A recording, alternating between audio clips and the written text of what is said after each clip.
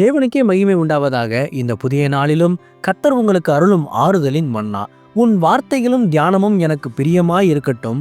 உன் கண்மலையாகிய நான் உன்னை விடுவித்து என்றென்றும் உன்னை பாதுகாத்து உயர்த்துவேன். சங்கீதம் 19:14.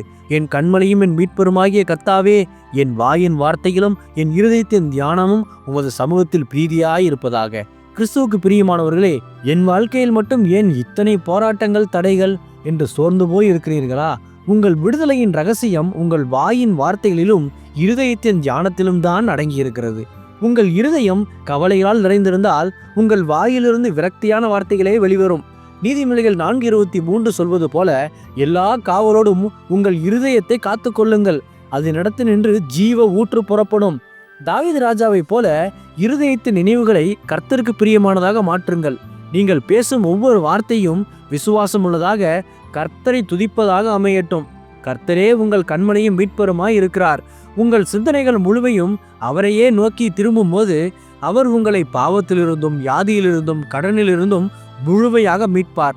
இன்று முதல் உங்களை வீழ்த்த நினைக்கும் சத்துருக்களின் தந்திரங்களை முறியடிக்க பரிசுத்த ஆவியின் வழிநடத்துதலோடு வேத வார்த்தைகளை தியானியுங்கள். கர்த்தரே உங்கள் மீட்பராக இருந்து உங்களை மாபெரும் ஆசீர்வாதமான பாத்திரமாக மாற்றி உயர்த்துவார். ஆமேன். ஜெபிப்போம். என் அன்புள்ள பரிசுத்த பரலோக பிதாவே, இந்த புதிய நாளுக்காக உமக்கு ஸ்தோத்திரம். என் கண்மலையும் மீட்பெருமான கர்த்தாவே, என் இருதயத்தின் தியானமும் வாயின் வார்த்தைகளும் உமக்கு பிரியமாய் இருக்க என்னை உமது பரிசுத்த ஆவியால் நிரப்பி வழி நடத்தும். இன்று பிறந்த நாள், திருமண நாள் கொண்டாடும் உமது பிள்ளைகளின் இந்த புதிய ஆண்டை உமது நன்மை கிருபையால் முடிசூட்டி ஆசீர்வதியும். பிதாவே, இயேசுவின் வருகையில் நான் அவரோடு எடுத்துக்கொள்ளப்பட்டபடி என்னை தகுதிப்படுத்தும், தயார்படுத்தும். இயேசுவின் நாமத்தில் ஜெபிக்கிறேன் எங்கள் நல்ல பிதாவே. ஆமேன். மாரநாதா.